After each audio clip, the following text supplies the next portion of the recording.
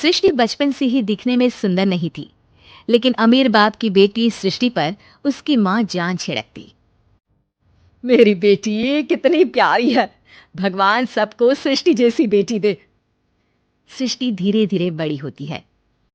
एक दिन सृष्टि की सहेली कहती है, तू दिखने में कितनी अजीब सी है, लेकिन मैं जानती हूँ हम सब में सबसे अच्छी शादी तो तेरी ही होगी। तेरे पापा अमीर जो हैं। और बता नहीं सकते यार, दहेज तो हर कोई देता है, ये क्या ज्यादा ले जाएगी अपने पति के लिए? अरे बड़े शहर में कोठी है इसके पापा की। अरे पापा की है ना, कौन सी इसकी है? इसकी होती तब तो कोई भी लड़का इससे शादी कर लेता। अरे पापा की मतलब पापा की है तो मेरी ही है ना? किसने कहा? अब तेरी तो तब होगी ना जब तेरा भाई ना हो।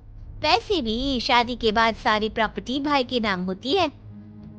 सृष्टि समझ जाती है कि उसे किसी भी हालत में माँ बाप की सारी प्रॉपर्टी को अपने नाम करना है, लेकिन कैसे? एक दिन सृष्टि का भाई शीनू कहता है, बहन क्या कर रही है? तुझसे एक बात करनी है।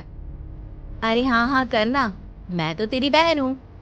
बहन मेरी लाइफ में ना एक लड़की है, बहुत अच्छी है। मैं सोच रहा हूँ माँ और पापा से बात करूँ शादी के लिए। सृष्टि को समझ में आ जाता है कि भाई की शादी होते ही भाभी उसे एक दिन भी घर में बर्दाश्त नहीं करेगी। क्या बात है भाई, बताना कौन है वो? यार वो बहुत अच्छी लड़की है, पढ़ी लिखी है, मेरे साथ जॉब भी करती है। बस एक प्रॉब्लम है। प्रॉब्लम? क्या प्रॉब्लम है भाई? यार वो शादीशुदा है, लेकिन उसके पति ने उसे सिर्फ इसलिए छोड़ दिया क्योंकि उसके माँ बाप दहेज नहीं दे पाए। सृष्टि ये सुनकर न जाने क्यों खुश हो जाती है। अरे भाई तो क्या हुआ, लड़की तुझे तो पसंद है ना? शीनू को लगता है कि बहन उसे समझ रही है। वो इस बात से अनजान होता है कि उसकी बहन की मंशा पूरा घर हड़पने की है। सृष्टि अपनी माँ से कहती है, मम्मी मुझे तो बहुत चिंता है, पता है शीनू क्या कर रहा है? अरे क्या कर रहा है, वो तो काम पर जाता है और वापस घर आता है। नहीं ना माँ, वो यही तो नहीं कर रहा, बाकी सब कर रहा है। आपको पता है उससे प्यार है, और वो भी एक शादीशुदा लड़की से। ये क्या हो गया? मैं सोसाइटी में क्या मुंह दिखाऊंगी? अरे तेरे पापा तो यही कहेंगे कि मैंने ही उसे बिगाड़ दिया है। माँ देखो, मेरी बात मानो, पापा पर भी विश्वास करने की जरूरत नहीं है। अब आप ही बताओ, पापा इतनी देर घर के बाहर रहते हैं क्यों, बोलो? अरे बेटा वो तो नौकरी करते हैं ना। तू बहुत भोली है माँ।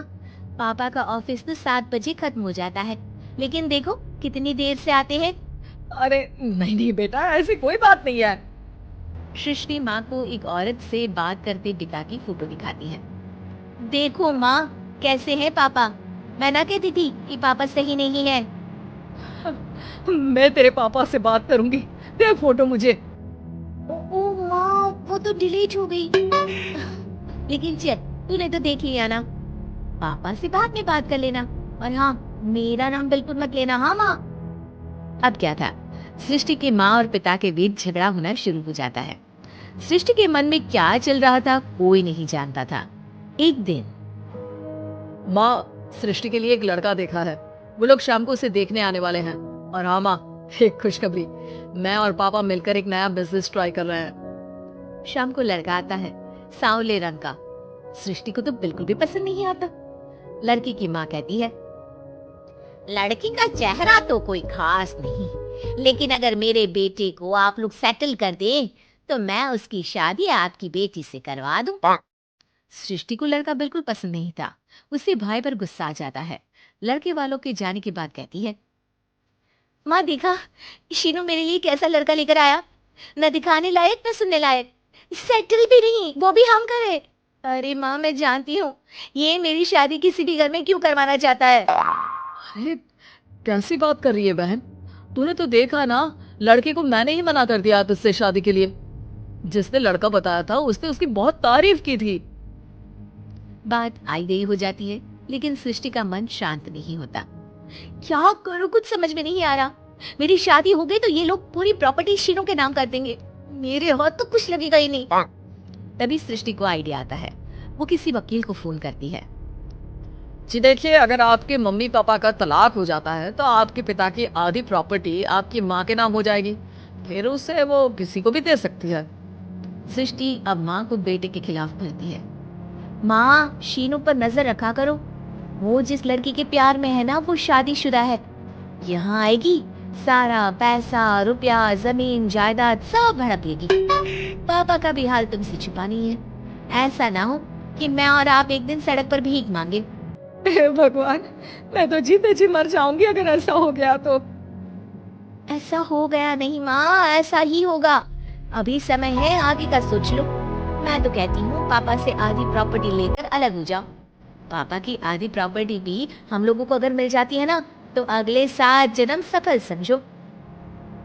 बेचारी माँ बेटी के कहने पर पति से तलाक लेकर अलग हो जाती है। सृष्टि अब पैसों से गाड़ी और अपने दूसरे महंगे शौक पूरे करने लगी। उसके दोस्त भी उसके पैसे इस्तेमाल करते।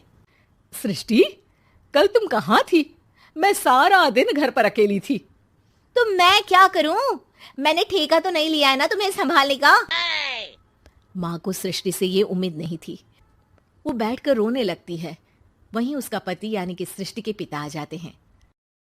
मैं जानता था कि तुम्हारा यही हाल होगा, तो आपने मुझे रोका क्यों नहीं? मैं रोकता तो तुम रुकती क्या? सृष्टि के कहने पर तुमने मुझ पर अपने बेटे पर शक किया, लेकिन तुम ये भूल गई कि कैसे हम दोनों ने मिलकर जीवन में इतना सब खड़ा किया। माँ पति के गले लग जाती है। मुझे माफ कर दीजिए, मैंने आपकी कमाई का एक बड़ा हिस्सा गवा दिया। कोई बात नहीं, तुम साथ हो तो मैं ऐसी 7 प्रॉपर्टी खड़ी कर दूंगा। तभी वहां सृष्टि आ जाती है रोते हुए। माँ, मयंक ने मुझे छोड़ दिया।